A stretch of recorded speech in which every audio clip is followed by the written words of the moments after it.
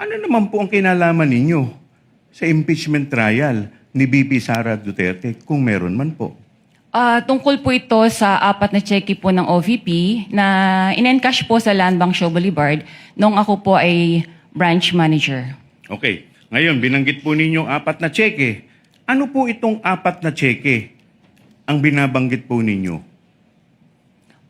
Yung 4 na cheque po ito ay nakapangalan po kay Miss Gina F. Acosta na may amount pong 125 million each. Okay. Madam Witness, bakit naman po kayo pamilyar dito po sa 4 na cheque na binabanggit po ninyo?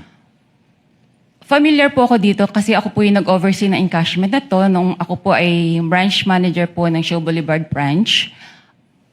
Okay. Now, Madam Witness, kung ipakikita po sa inyo itong 4 na cheque na in-encash po ninyo sa Show Boulevard branch, pag ipakikita po ito sa inyo, itong kopyang ito, ma-identify po ba ninyo ito? Opo. Okay. Madam Witness,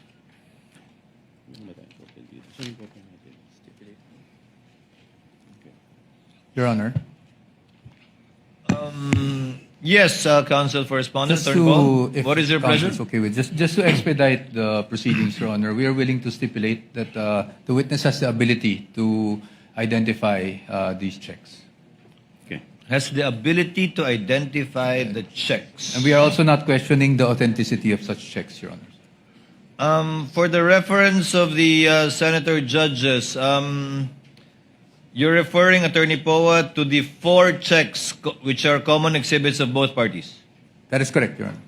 Can we, just to confirm, Clerk of Court is directed to kindly show on the screen the checks being stipulated to and admitted by the respondent. It should be exhibit P128 to P128A1 for the prosecution and exhibit D1130 and D1130 OVP1. Is that it? That is correct, Your Honor. So this is one of the checks. Yes, Your Honor. Kindly also show the other exhibits that the respondent is stipulating to so that the senator judges can catch up.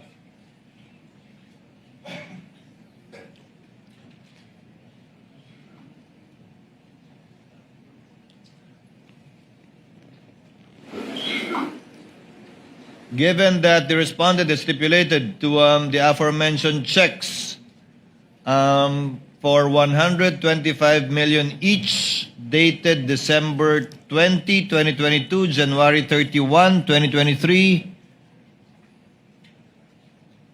April 18, 2023, and July 13, 2023, correct? That's correct, Your Honor. Will you also stipulate, Counsel for Respondent, that these checks were encashed as well? Yes, Your Honor. And that these checks were from the Treasury of the Philippines, and the payee was Gina Acosta, Your Honor. So that these checks are authentic, that these checks were encashed by Gina Acosta, that these checks cover the face value of 125 million each, encashed on the dates mentioned by the respondent, and that it was encashed by Gina Acosta As SDO, Your Honor. Yes. as SDO. Given that the counsel for respondent has stipulated and so admitted these facts, counsel from the panel of prosecutors, kindly proceed with the other items given the stipulation by the counsel for respondent. There's no need for Thank this you, Your witness to Honor. testify in these matters anymore. Thank you, counsel Okay, for thank you, Your respondent. Honor. Ano naman po ang kinalaman ninyo sa impeachment trial ni VP Sara Duterte kung meron man po? Tungkol po ito sa 4 na cheque po ng OVP na in-encash po sa Land Bank Show Boulevard nung ako po ay branch manager. Okay. Ngayon, binanggit po ninyong 4 na cheque. Ano po itong 4 na cheque ang binabanggit po ninyo? Yung 4 na cheque po ito ay nakapangalan po kay Miss Gina F. Acosta na may amount pong 125 million each. Okay. Madam Witness, bakit naman po kayo pamilyar dito po sa 4 na cheque na binabanggit po ninyo? Familiar po ako dito kasi ako po yung nag-oversee ng encashment na to nung ako po ay branch manager po ng Show Boulevard branch. Okay. Now, Madam Witness, kung ipakikita po sa inyo itong 4 na cheque na iningcash po ninyo sa Show Boulevard branch, pag ipakikita po ito sa inyo, itong kopyang ito, ma-identify po ba ninyo ito? Opo. Okay. Madam Witness,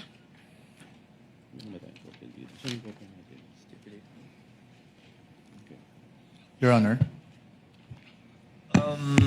Yes, Counsel for Respondent. Just Attorney Paul, to, if what is your counsel pleasure? is okay with, just to expedite the proceedings, Your Honor, we are willing to stipulate that the witness has the ability to identify these checks. okay. Has the ability to identify the checks. And we are also not questioning the authenticity of such checks, Your Honor. For the reference of the senator judges, you're referring, Attorney Poa, to the 4 checks which are common exhibits of both parties. That is correct, Your Honor. Can we, just to confirm, Clerk of Court is directed to kindly show on the screen the checks being stipulated to and admitted by the respondent. It should be exhibit P128 to P128A1 for the prosecution and exhibit D1130 and D1130 OVP1. Is that it? That is correct, Your Honor. So this is one of the checks. Yes, Your Honor. Kindly also show the other exhibits that the respondent is stipulating to so that the senator judges can catch up.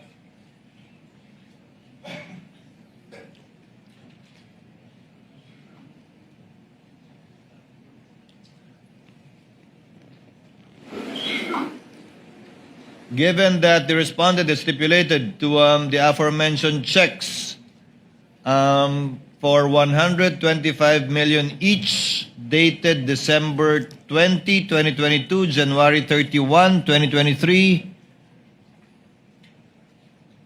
April 18, 2023, and July 13, 2023, correct? That's correct, Your Honor. Will you also stipulate, Counsel for Respondent, that these checks were encashed as well? Yes, Your Honor. And that these checks were from the Treasury of the Philippines, and the payee was Gina Acosta, Your Honor.